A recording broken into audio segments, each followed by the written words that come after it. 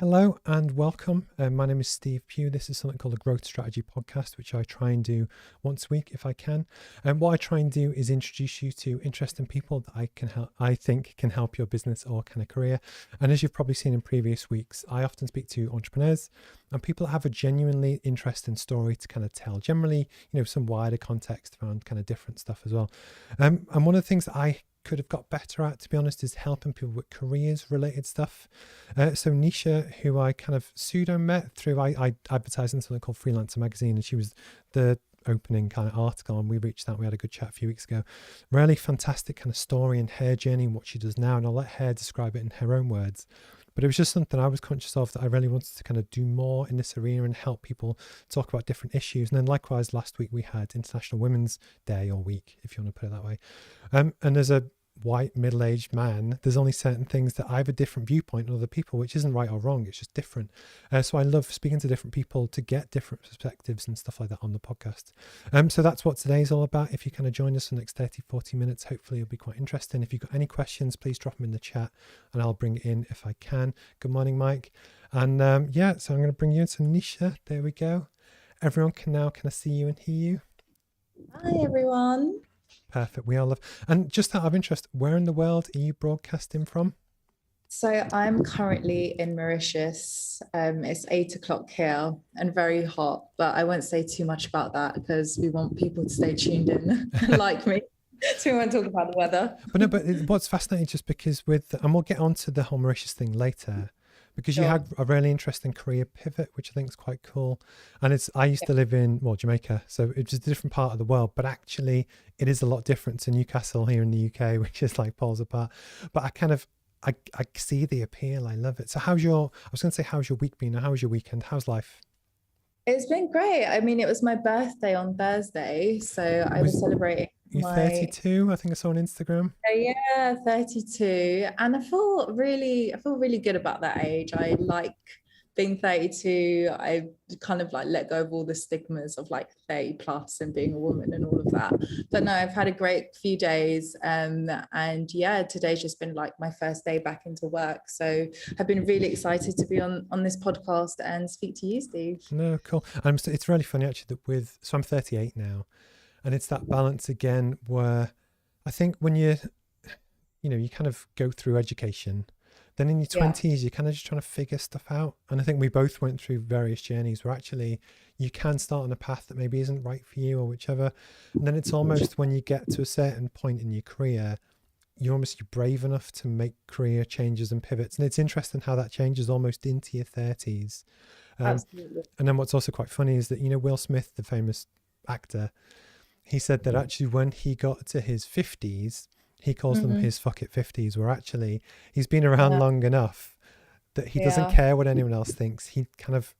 He's himself, and he's not worried about being, and it's just interesting, different phases of your life. And and happy birthday. Did you get anything nice as a gift? Thank you. Well, seeing as I'm in Mauritius, I didn't really ask for too much because just, being at the beach and kind of doing outdoorsy things is what I like to do. So my partner and I went for like a really nice nature walk and yeah, just had a whole weekend full of outdoor activities. So that's kind of like my dream birthday if I could plan it, that I probably couldn't do at home. So yeah, it was wonderful. Thank you so much for asking. Yeah, it's good. I saw it on your Instagram and I thought anyway. So what we try and do, because when we do obviously this live and people can comment and Yeah. stuff, and Mike, thank you for watching. We will get something in the diary. Would you be happy to give like a 30-second, 60-second intro just to who you are, what you do, like your bit of Yeah. your story before we go into the detail? Is that cool? Yeah, absolutely. So, hi everyone, I'm Nish. I'm a career coach, formerly based in London, but of course now in Mauritius. So, my mission in my business is to help women, and I specialize in coaching women, but really everyone in finding confidence in their careers, whether it's a career transition or starting a new business. I'm also a event speaker, so I speak live at different corporate events and do confidence workshops.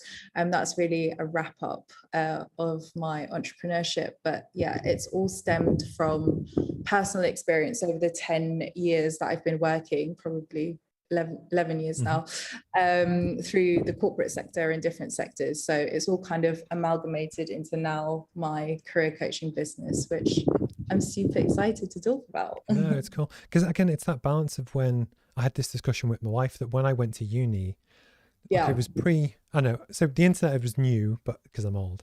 But the point is, there wasn't really I didn't have any guidance. I didn't know anyone that would actually, I had one relative that went into kind of nursing, but that's a different career path. But the point is, now people can watch you on YouTube or see people and learn to get a vibe for stuff and a career path that I never had. And I love to share that journey because I know how difficult it is. I've got a nephew that's going to uni in October. And it's that huge life transition. Almost that first 10 years of your career is so like formative. Yeah. So where did you kind of grow up?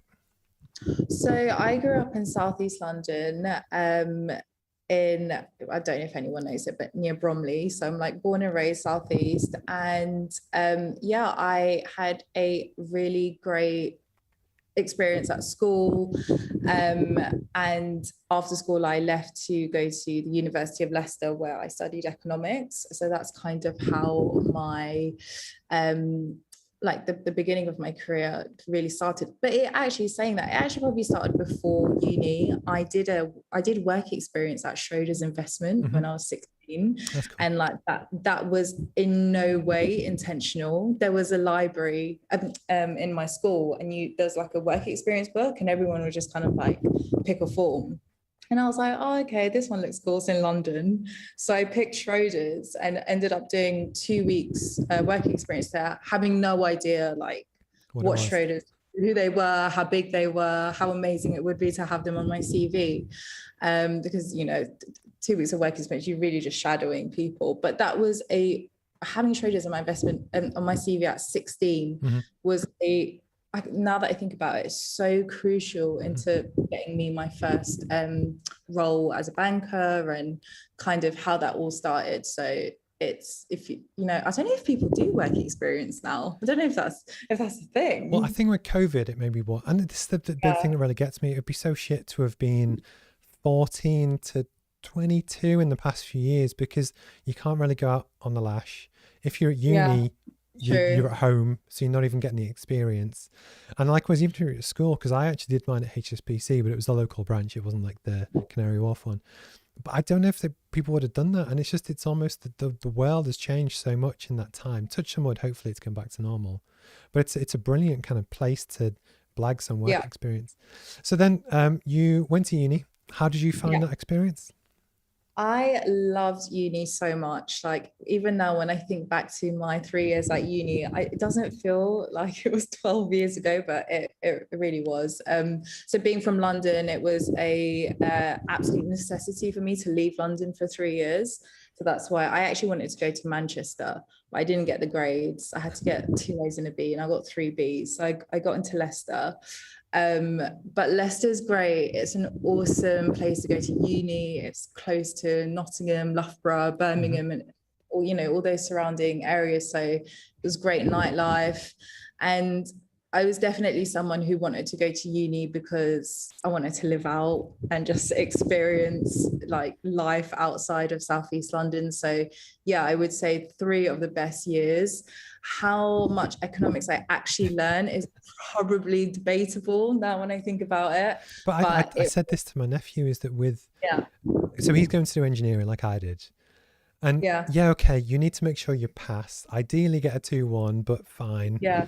But it's about the life experience. I think people often miss that they think they worry too much about, okay, it's brilliant to get a first, but I prefer that you got a 2-1 with more life skills than you did get a first and you didn't have a side job or get involved with. That is a good way of, that is a really good way of positioning it. I did get a 2-2, full disclaimer, but I'm really proud to talk about my 2-2 because, it never hindered me in the rest of it was kind of fascinating though, with the fact that your career, which we will go on to, can be really inspiring, that someone could have just graduated last year and they're worried about, oh shit, what's going to happen to it? But actually with hard work and determination and stuff, you can. 100%.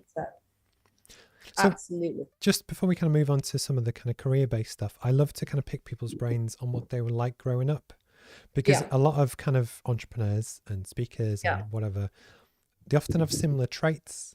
And I just wondered, what were you like? Were you mischievous? Were you a straight A, kind of down the line, breaking the Yeah. rules? What were you like? So growing up, I was I was a super goody two shoes, like until I was probably 15, 16. So at school, I was extremely academic. And that's a lot of kind of, not, I wouldn't say it's kind of cultural pressure, like being Mauritian, being like a woman of color, I think there's an expectation certain households have to do well at school. It's kind of like, you haven't got a choice, but not that strict. So being academic was always really, really important. But growing up, I think if someone didn't know me and I would explain it to them, I was always friends with everyone. That's one kind of vivid memory I have of being at school, is that I was never one of the like cool it girls, but I was always friends with those girls, but then friends with like everyone else as well. Okay. And I think really that's something that's really stayed with me, like even now at 32, is that I just love being friends with everyone or talking to different kinds of people. So then I turned 16 and you start drinking, smoking, all the rest of it, and it was all downhill from there. That's why I didn't get to Manchester because you start going to Wetherspoons, and the 3Bs came along and it wasn't a 3As. But it's like, but the funny thing is, and you'll know this yourself now, is that there's loads of people that are straight A students. Yeah. But they have no banter, no chat. They don't work that hard. And actually, the truth is, if I was hiring two people, depending on what the role is, if it was something super technical, fair enough. But actually, I want the people with personality that can talk to people, that can get a team together, that can do stuff so much more than just someone that just is good at maths. You know what I mean? Yeah, you've definitely got to be all rounder. And I think at that time, I was always confident and was fine speaking to people. I know some of my friends and some people I know have a really tough time when they talk about school, because they were like, oh, I was nervous to be in groups, etc. But no, I loved it. I love school. If I could go back, I would in a heartbeat. Out of interest, seriously, if you could magically, it's like a Disney film, make a wish and you wake up tomorrow and you're 14. Yeah. Would you do it? And then have to live my whole life again, or just for like a day? No, for like, it's as if you would be 14, then you live. Would you make different changes, or would you actually take it, or carry on as you are, is what I mean? I think I wouldn't go back, just because I'm happy at what happened. Like I don't have any regrets. I obviously have lots of lessons I've learned, but I think if I changed it, and if I'd known too much, it would have been a bit boring. Because that's like I've made loads of mistakes over the years. Yeah. But arguably, it's when things have gone wrong, I've actually learned from it, and it probably makes me better now because I know what to do or not do. As we're actually, if you'd always aced everything you'd ever done, you probably wouldn't be the same. You probably wouldn't be doing this right now. You could be still in investment banking, and it is what it is. But then actually, we can't go back. So Anyway, so after uni, how did you went into finance? Yeah. How did you do that? Because a lot of people would be really interested in that. Yeah, especially someone who got a 2-2 at uni as well, right? So graduated with a 2-2, and I started looking for jobs as everyone does. I just got loads of recruitment interest. Everyone goes to these call centers and you go through these assessment centers, and I just remember thinking, oh my god, I do not want to do this. This is the worst experience ever. It was like X Factor but for sales, and I just knew I didn't want to do that. So I was actually applying aimlessly online just for investment roles and banking roles. And I actually got approached by a Bank of America recruiter, not even from a recruitment agency. Yeah, which just, I remember applying to the grad scheme and I didn't get it because I got a 2-2. But you know what? My CV must have stayed on file somewhere.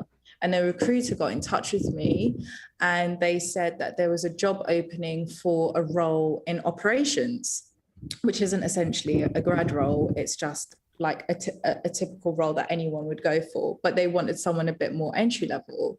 So imagine me, 21, has a tutu and a recruiter from Bank of America rings me, I was losing my mind. I looked at the job spec and I was like, I have no idea what any of this means, but I have to get this. And I think it was one of my first proper interviews. So I go to the interview in Canary Wharf, go to this humongous building, and I'm just so overwhelmed by it all. And waiting in the lobby for the two people who were going to interview me to come get me. And I just remember it so well. They were like, everything you don't expect from Merrill Lynch. It was just like kind of like a middle-aged woman, reminded me of my mum, and then just like this other guy in their jeans, like come to go get me. And I realized it was Friday, so it was like dressed down Friday, and I was like, okay, which completely put me at ease, because in my head I was like, oh, I'm going to get 2 suits, 2 side partings, and I'm going to feel really, really nervous. So I was immediately relaxed, and I just remember being myself in the interview and just expressing like how much I wanted to learn, as opposed to like, oh, I think I can do everything. And I got through to the second interview, and yeah, that was tough, because that was then with the more senior people in the role. But I got hired, and I honestly, that day that I found I got a job at Merrill Lynch was it's so unbelievably crucial to the rest of my career, so unbelievably crucial to who I am as a person, and how much I've learned to work for such a big bank at 21. Like, if you want to talk about being thrown at the deep end, 3 years at Merrill Lynch, it literally taught me so much. So I'm forever grateful for those years. Yeah. Can I ask you a question? It might sound silly. So I grew up in Liverpool, went to uni in Sheffield, and I've got friends that did go to Bank of America to work at Canary Wharf. And I remember going down, because even for engineering, because you do a lot of maths, finance was a thing. But to go to that kind of, I forgot, it's got a name, doesn't it? It's the Isle of Dogs, where you've got all the banks. Yeah. It was like the biggest thing I'd ever seen. You know what I mean? It was just huge. As someone that lives in London, did it still have, is it like normal, or actually do you kind of know? No, especially Canary Wharf. It is, the financial district, like the financial hub. So it's incomparable to anywhere else in London, and everyone there is there to work. So you are immediately it honestly feels like the Truman Show, because you see the same people every day. It's the same food stalls every day. But it wasn't an issue at that age. I was like, wow, I'm part of this. You get excited about, oh, I get to eat all these cool lunch places, all that whole novelty, even just walking in the building. It was just something I could never imagine or had never experienced. And that really kind of set my expectation of, I think, how I would and now view the rest of my life, getting that so early, getting such a grandeur building and lifestyle. I think it definitely put me in the mindset of, this is where you're at 21, this is now the standard. Yeah, no, that's cool. So then what happened next? Because obviously you had a few different roles. Just walk me through the next few years. Yeah, sure. So after working for a year there, I actually got promoted to front office. So then I got moved into the St. Paul's branch, which is like even bigger and even more investment bank style, like ping pong tables everywhere, the trading floors, like you name it. So after 3 years, it definitely became clear that I got old enough to realize that, one, I wasn't that interested in what I was doing anymore. I almost hit a ceiling in my learning, and there comes a point in banking and finance where you have to decide whether you want to do exams and you want to be a financial advisor, and that was never my interest.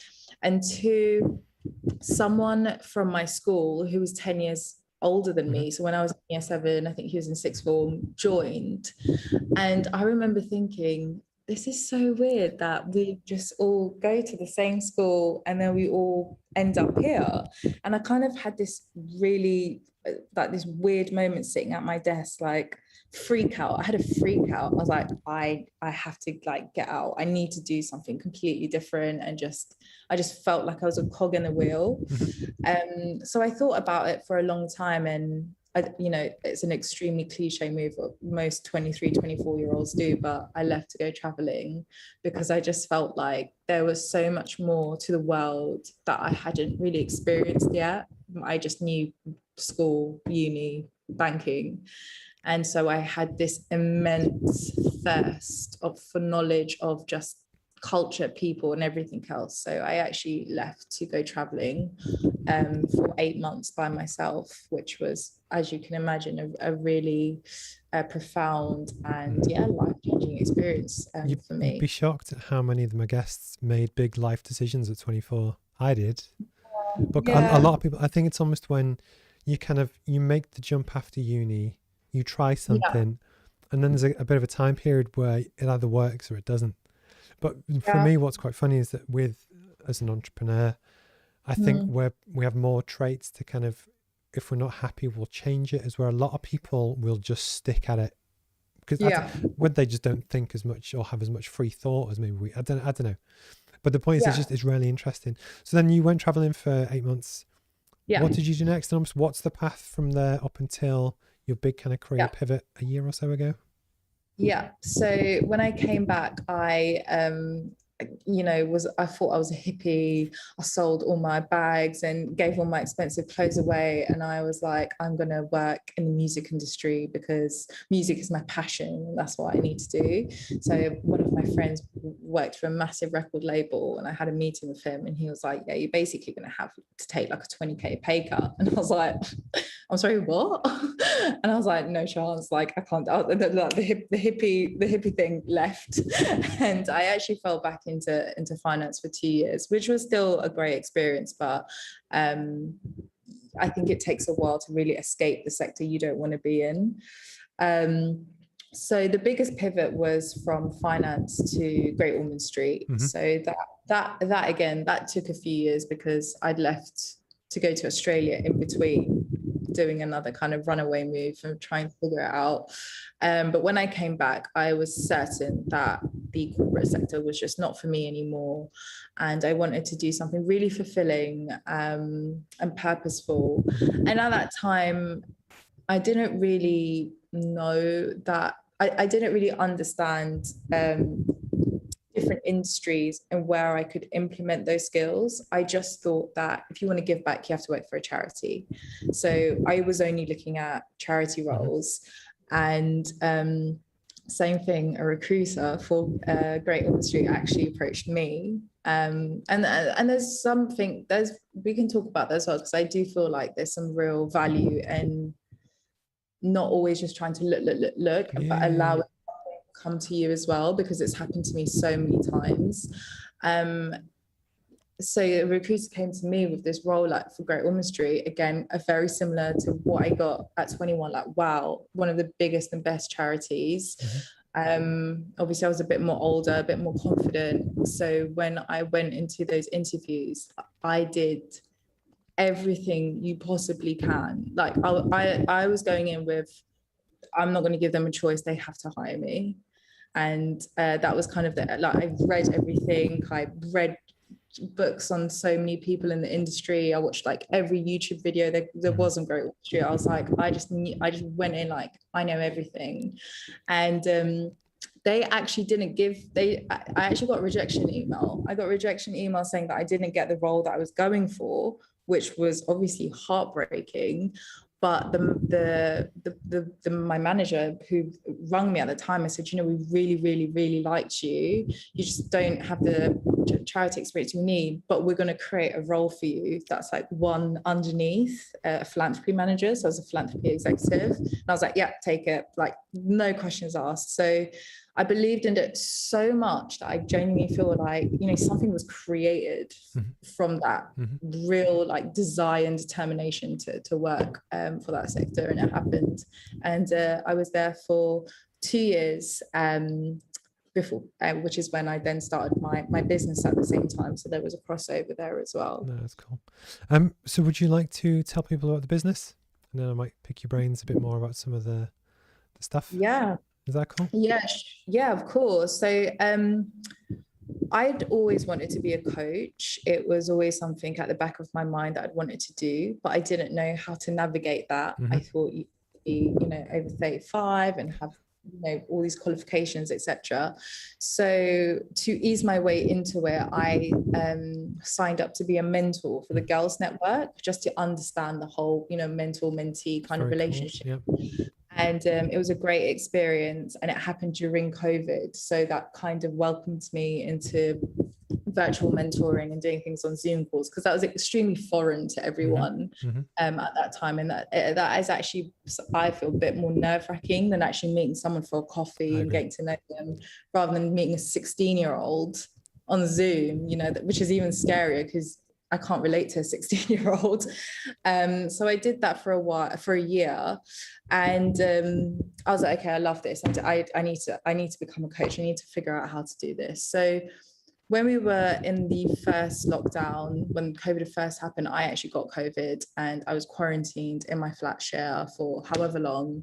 So I completed a life coaching certificate online, which I think took me around 2 months to do. So it was over the course of lockdown.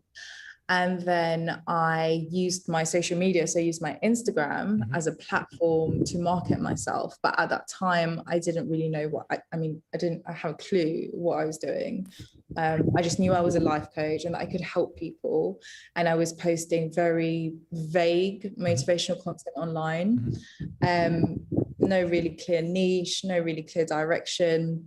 And then as I kept posting and just kept having an online presence, I realized that careers was not only what my expertise is in, but what I really, really enjoy. I really, really enjoy helping people get jobs or looking at CVs and interviews, which people hate. I love it. So that kind of escalated into then being a career coach. And during the course of the pandemic, I got to coach women all over the world. I mean, I'm talking Estonia, Austria, Australia, just places you wouldn't imagine. And it really skyrocketed because everyone was at home and everyone was thinking about their work and they didn't like it. And I was able to, I never had intentions of quitting Great Ormond Street, but when you run a business and then you're working from home for a job that you can no longer client face and do all the fun things, I was like, more and more gearing towards my business, as you can imagine. So after 8 months, I was fortunate enough to take it full time. And it then has turned into more than just career coaching, but I hold, like I said at the beginning, I host workshops for brands, I do event speaking, I do group coaching, so lots of different things, all that was born from having COVID in my room and doing a coaching qualification. So it's actually very wild to say out loud now, actually. But the funny thing is, though, is that I think a lot of people, when COVID hit, I remember it, when in the UK, were you in London at the time? I'm trying to register you. So basically when COVID hit, we were told, unless you really have to, don't leave the house. Yeah. And then I remember my first ever Zoom meeting, and I'd never used it before. I didn't even know it existed. And it was about 2 weeks later, I actually learned to live stream, but it's just literally from scratch. I just try and learn it. But what you've obviously done as well was it's that balance of where some people, you get hit with a thing. So you got COVID, you had a life change, the world changed, but you you didn't just sit still. You thought, well, actually, I'm going to use this to better myself and actually make the pivot. And that's quite cool. Can I ask you about what are the main issues? Why do people come to a career coach? Does that make sense? Yeah, of course. The main standout reason is that people feel stuck. So people feel stuck in a role. Typically, people have worked in a certain industry for 5, 6, maybe 10 years, and all they know is banking, or all they know is marketing, or all they know is pharmacy. And when that's all you know for 10 years, that they can't fathom doing anything else, or they don't know how to navigate that career transition, which fundamentally leaves them feeling stagnant and stuck in that place. So that is the number one reason, and that's 90% people who jump on calls with me will give that exact narrative. No, I can imagine it. I can see it, and it's just, we both will probably know different people, you more than me, that feel that way. And then what would be your, like, what's the first thing you say to them? I guess it's to listen and understand for where they're at, but it's just I'm just fascinated about the kind of process. Yeah. So the first thing I say is that you have to get yourself to a position in your role, even though you really don't like it, where you are hireable again, where like you do like certain things, or you do learn to like the basics of your job. Because if you've come to me and you've told me that you really, really hate your job and you feel stuck, the chances are that you're in a really negative mindset, and what you're going to attract therefore is going to be something that matches that negative mindset. So you essentially are going to look for an escape route. You just want to get out, right? So the first thing is to work on, okay, how do I enjoy my day tomorrow? How can I not be annoyed by everyone who I work with? And just kind of getting yourself into a position, looking a bit more positively, and asking yourself, how can you feel accomplished in other areas of your life that isn't work, just to get you feeling better about yourself. Because all the job stuff that comes like after week 2, 3, the first 3 weeks are working on yourself and getting yourself out of that rut, which takes time, which takes a few weeks. Yeah, cool. And then is it an ongoing process? Do you do, I guess you do it online, but it's almost, and then do you kind of guide people through, I don't know, a year, or how, I'm just trying to get a vibe for how it works? Yeah, sure. So predominantly people work with me for 3 months, but it typically takes, everyone's different. It's a complete unique experience for everyone. So some people might take a bit longer, because interviews and so forth may take a few more weeks. The first person I coached, 6 weeks. She worked in events and the film industry, and by the 6th week she had a job in interior design. Wow. So that was like a next level momentum. And again, it's just so dependent on that person and what's going on at that time. But I've never coached anyone for more than 4 months. It's having a coach increases the accountability, momentum, and just basically someone giving you a kick up the butt. So things tend to happen a lot more quicker than if you were to look for a job by yourself. No, I think it's really cool. When we spoke on the phone, like it was about a month ago or so, when we had a quick kind of call, we had a quick chat. It was to do with, we were talking about podcasts, but also Instagram and socials and stuff. I think what would be really interesting is that in Freelancer magazine, which is how I kind of discovered you. Yeah. You have, well, I guess freelancers, but a lot of people, especially if they run small businesses, micro businesses, they really kind of not struggle to promote themselves, but they nobody's really quite sure what to do and how to do and what's the best way to do it. How do you kind of like promote your business? What are your main channels? What's your kind of approach to it? Yeah, so that's a really good question, because I think everyone is really good at perfecting their craft and what they do. But the reality is that you can be the best coach in the world, but if you don't know how to market yourself, no one's going to know who you are. No one's going to invest in you. And I learned that very, very quickly.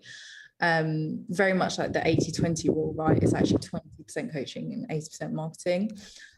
So my main platform is Instagram, and it was so unbelievably scary changing my account to personal to a business account, and from posting pictures of me and my friends to, oh, I have something to say. That by far to this day is the scariest, I think, transformation that I've made. So if anyone's listening to this and is like, well, I don't want to use Instagram, or I don't want to use LinkedIn because I don't want to put myself out there, you haven't got a choice. Whatever platform it is, you will have to put yourself out there and do something really, really scary. But then after that, it will get less and less scarier because you'll become so used to it. But that took a long time for me. I'd say the first 3 or 4 months where I posted my first video, I would hide my phone straight after, because I wouldn't want to check the notifications, or speaking on stories. These things riddled me with anxiety for a really long time.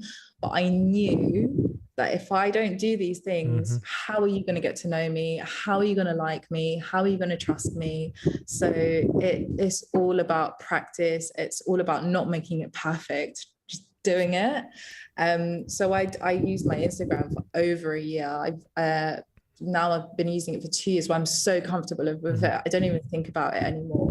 And after dominating one platform for 2 years, I now use Instagram and TikTok. TikTok for fun, because I feel like we need to get on it, even though I feel old, but whatever. I'm breaking through that narrative as well. And LinkedIn, I use that more for brands and B2B. But the best advice I can give anyone is dominate one for a really long time, create a following on that before you go into everything else, rather than thinking, oh, I need to do LinkedIn, Instagram, TikTok, a newsletter, this. Just like do one, get really good at it, and then do the others. Completely agree. For me, it's LinkedIn is my main one. Yeah. And it's funny that with it, but it is scary. I remember that I don't actually get nervous doing these now, because one of the things that I've learned is that, because I've done a lot of interviews, it's all about you. It's all about the guest, and we have a structure and I have some questions, but actually, as long as I can keep the conversation flowing, I don't really worry about who's going to see it. Because the other funny thing is as well, is that because the big thing for me about, say, LinkedIn Lives is that everyone gets that little push notification. This is live interview with you. And for me, that has real value, that you could get really good at what you do. But yeah, if nobody knows you exist, there's no kind of point. What's your dream for the business? Oh, that's a really, really good question. What's my dream for the business? To create a community. Right now, I feel like I just have an audience. I don't have a community. I don't have people talking to each other. I would love to create just a community of people who, let's say, pay a subscription, and every month they can have like workshops, events, that kind of thing. But I mean, I probably have to name 5. Dream would be to do international talks, be like... You can name all 5. I'm not going to... But when you're saying before about the, it's not luck that certain things happen. You have to put out the good vibes, but actually it's doing your Instagram, doing your promotions, doing this. Someone might discover this that goes, I actually quite like it. But the point is, if you just sat in your room, none of the good stuff is going to happen. So it's it's not a visualization thing, but likewise, tell people what you want to do, because actually people will start to see you in that kind of realm. So honestly, go for all 5. Okay. So I want to create community. I want to be known. I think I want to be known to be a speaker. I want to do more motivational speaking. So TED is obviously my dream. I've been watching TED for 15 years. Next step is TEDx. So I would love to do that. I would love to have a collaboration with a really, really big brand where I was their resident coach, like Nike Women. That's the dream, right? Fuck it, say it all out loud. Business dreams, is there anything else? I just want to inspire and empower as many people as possible, but in just the most real and authentic way, like in a way that just hasn't been done anymore. I think being authentic has to be my thing. Is there anyone that you look at who you want to like replicate, who you see in the marketplace and you almost want to do something similar, but obviously do it better, do it your way? That's such a good question. It's something I think about a lot. Hand on heart, I'm actually quite anti-idolization. Obviously there are people I look up to, like Stephen Bartlett, Deborah Meaden, but I basically love Dragon's Den, and different kind of people like Michaela Cole, I feel like creators. However, I never want to feel like I want to be like someone else. It's really important for me to have a vision that I am just going to be the best at what I do. Yeah, and I actually don't follow any coaches. I don't follow, I'm very particular of what I consume online. And yeah, I don't follow coaches, because I feel like you can get really sucked into what other people are doing, what you think you should do. And I think my content is really authentic because it's 100% me. I didn't get the idea from anyone else other than myself. Because that's almost the beauty of long form content like a podcast. And we said this last time, is that, you can make yours whatever you want, but it's the fact that your background and personality and approach and the people you pick as guests and likewise for Nike women, whatever it is, approach them. Like actually find out who it is, send them a list and just say, look, I'd love to work with you. Can we do anything? What the worst that they're going to say no or they ignore it. But actually, what if they said yes? Yeah, 100%. I definitely live by that motto, but I also believe in right time. No. Okay. So at the end of most of the interviews, I have a different section which kind of I like to clip up and stuff, and it's where I tend to ask you, well, two main questions. And again, it all goes onto YouTube, but I think it's my favorite bit of the whole kind of thing. Basically, would you be happy to share what's the best piece of advice you've ever had? Oh my God, I haven't thought about this before. Hold on, so let me think. What's the best piece of advice I've ever got? Oh, this one's really, I feel like it's quite basic, but it is really the premise of, I feel, everything I do. I would say like trusting your gut and your intuition always wins, always will lead you to whatever's the best thing to do. You know, when you have like a niggling feeling, or just like something's telling you like whether to do that or not to do that, but everyone else is saying no. I just think if you always trust your gut, it's probably going to be the harder, more riskier way, but you will reap the most of the benefits if you follow that. No, it's cool. It's very cool. The next question is that if you were to give advice to your younger self, and you can pick you at school, you at 14 when you started drinking or whatever, at 16, uni, in your jobs, whatever. If you were to give advice to your younger self, what would it be? Yeah. Oh, this one's easy. Read a book on investing. I'm probably at 21, and always save a little bit of money for a rainy day. I think even though you can earn however much money when you're young, go and be any role, but there's so much power in saving money from a young age, even if it's just like 10 quid a week or something like that. My parents always said it to me. Didn't listen till probably a bit too late, but that would be the biggest piece of advice I'd give my younger self. Oh, cool. So what's next for you? What does the next kind of 12 months hopefully hold? So obviously at the moment I'm in Mauritius. I'm actually flying back home in 3 weeks. So I'll be back in London, and my absolute mission for the rest of the year is to get as many in-person events as possible. So in-person workshops, in-person talks, because obviously I've been virtual for the past 6 months. So I'm craving human interaction. So yeah, it's really just getting myself out there with companies and brands, and continuing to do one-to-one coaching for people who want a career transition. But yeah, it's just getting my face out there a little bit more in person. That's my main goal this year. Is there anything you would like to talk about and plug before we go? If you need any career advice or career help, then send me a message, because I would love to chat. Or if you just enjoyed listening today, I would love to continue the conversation as well. So what are your handles, just so people can find them? Yeah, sure. So you can find me on Instagram at niche.career.coach. And it's the same for TikTok, and on LinkedIn, I'm at Nisha Aubeeluck.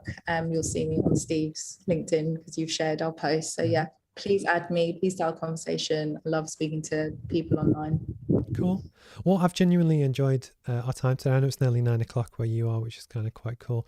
I'm still fairly jealous of the lifestyle, but I think what's funny is that when it's rare that you meet someone that has the balls to kind of make bold career moves and travel the world and do stuff. And actually they are traits that people admire and they respect. And that's probably the reason why you have people come to you, is because actually a lot of people will want to be more like you. Do you know what I mean? It's very cool. And I've really enjoyed kind of hearing your journey and your story and how you got to different stuff. And likewise, I remember when, I looked at, and I didn't get in, I looked at investment banking and doing that kind of route because it was so cool. And then just when you see that kind of, And it was fascinating when I kind of saw your background and stuff. And genuinely, best of luck with the business. I know obviously it's going to fly, and likewise all of the Insta stuff and whatever. And obviously I'll keep tracking your posts. But no, it's been a pleasure to kind of catch up. Good luck with your, I guess, travel back and getting back into the real world. And then maybe one day I'll see you around London at some point as well. Yeah, thank you so much for having me. I really enjoyed this, and I think what you're doing is great with the podcast. And yeah, definitely keep helping others and inspiring others on the way as well. So thanks, Steve. Well, one day in 4 years' time, me and you, big TEDx talk in London somewhere. You've got to put it out there. But like the funny thing is, and this sounds stupid, is that people always talk about how important practice is. To the more you talk about your business and what you do, the better.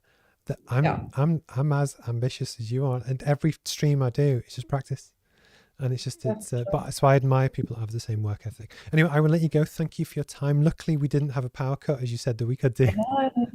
Lucky. But no, cool. Thank you for your time. Stay in touch, and yeah, I'll speak to you soon. Thank you. Cheers. Bye.